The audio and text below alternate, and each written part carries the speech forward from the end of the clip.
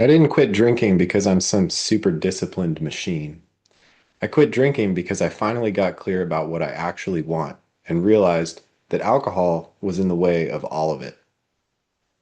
For 5 years, I was a full-on drunk, but from the outside, I looked like I had my shit together.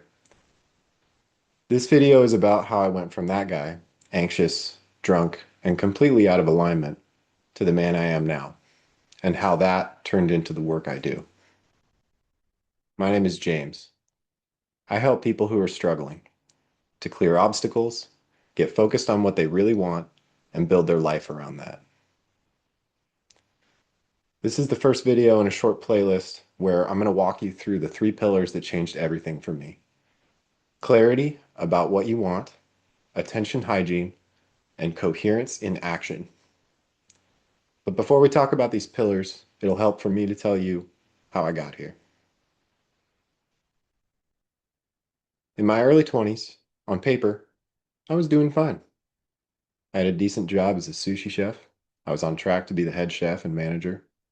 I had my own apartment. I was paying down my college debt like a responsible adult. If you looked at my life from the outside, you'd probably say, he's doing all right. But inside, I was miserable. I was not at all satisfied with my work. I didn't care about the restaurant. I didn't care about climbing that ladder. I had this vague idea of maybe opening my own joint someday, but there was no vision, no yes when I woke up in the morning. The truth was, I'd completely abandoned my real dreams. As a teenager, I had big visions for my life. And like so many people, by the time I was 16, I'd absorbed all the cultural conditioning about what was realistic for someone like me. So I did what a lot of us do. I took my dreams, packed them into metaphorical boxes, and shoved them into a basement storage unit on the other side of town. I didn't just set them aside, I banished them. By my early 20s, I was living a life that appeared stable, but had no real direction, no clarity, no authentic sense of purpose. So when I turned 21, I did what a lot of people do. I started drinking. I'd experimented a bit before that, but it wasn't a regular thing.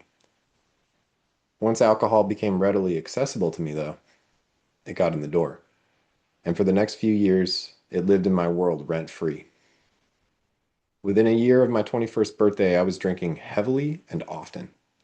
On many days, I'd down a fifth of bourbon, or its equivalent in beer. I didn't know at the time that I was absolutely decimating my nervous system, my gut, and my brain.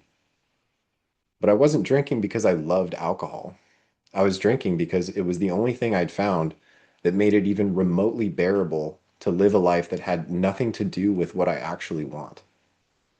Alcohol was anesthesia for my complete lack of direction. And while I was marinating my organs in booze, my mind was on its own little demolition tour.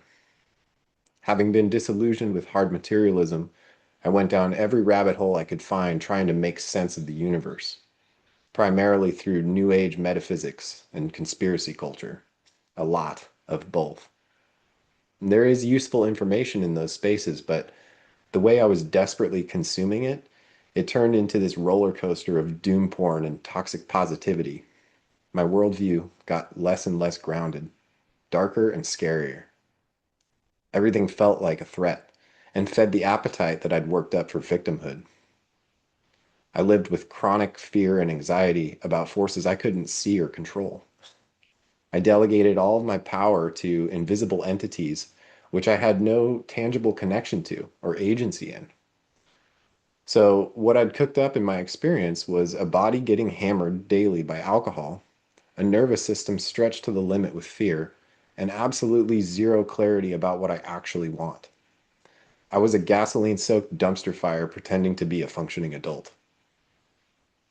And then my daughter was conceived, and her impending arrival brought everything to a head. I remember being hit by this tidal wave of realization. If I don't change, this is what she's going to grow up with. An anxious, drunk, half-alive father who can't hold himself together, let alone hold a safe, supportive space for her. That was the giant crack in the facade. Around that time, I started taking meditation more seriously, not in some super spiritual way, just sitting, breathing, being with myself, finally listening to my body. And over the course of that season, I had a very stark, very honest series of insights. Something deep within me said very clearly, this is not going to be fun or easy to hear, but you are at the threshold of total transformation. On the other side of this, you will be coherent or you will be dead. And I knew it was true. My nervous system was fried. My brain was damaged. My gut was wrecked. My worldview was a psychological horror movie. And the message was basically, if you don't clean this up, your daughter is going to carry the weight of your unprocessed shit. But if you're willing to do the work, you can become the man you truly came here to be. And that was the moment I stopped pretending it was just a little drinking, or just stress, or just the way I am.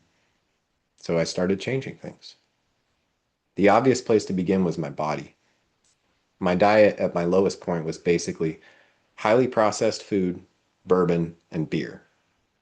I didn't do a dramatic overnight 180. I just started introducing real food, whole foods, fruit, vegetables, things my body could actually use. And my system responded. My mind got clearer. My gut settled. My nervous system finally began to calm. So I kept going. I experimented. I learned. I paid attention to what brought stability, what made me more coherent. Over time, my body and brain went from barely holding on to something I now call the vital trinity, the brain, gut, and nervous system actually working together.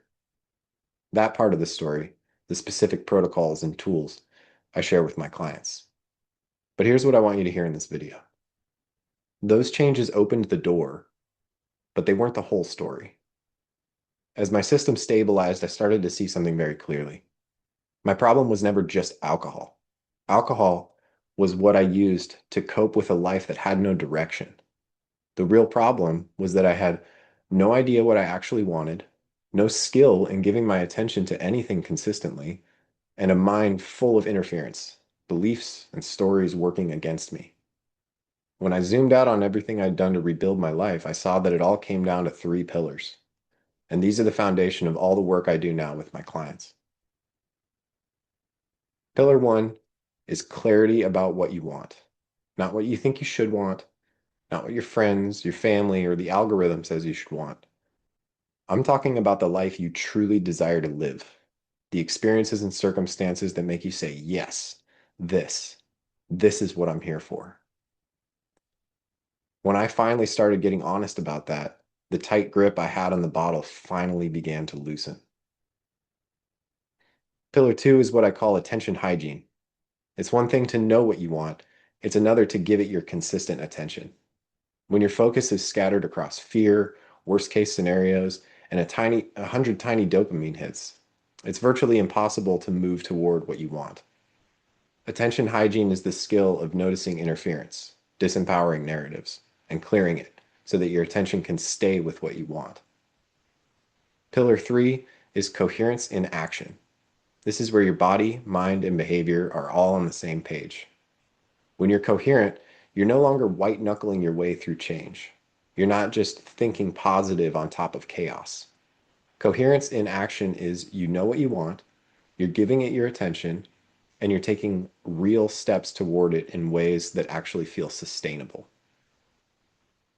In 3 years, I went from a train wreck of an existence to a life of real joy, vitality, and fulfillment. I don't drink. My health is better than it ever has been and keeps getting better. I know what I want and how I'm going to get it.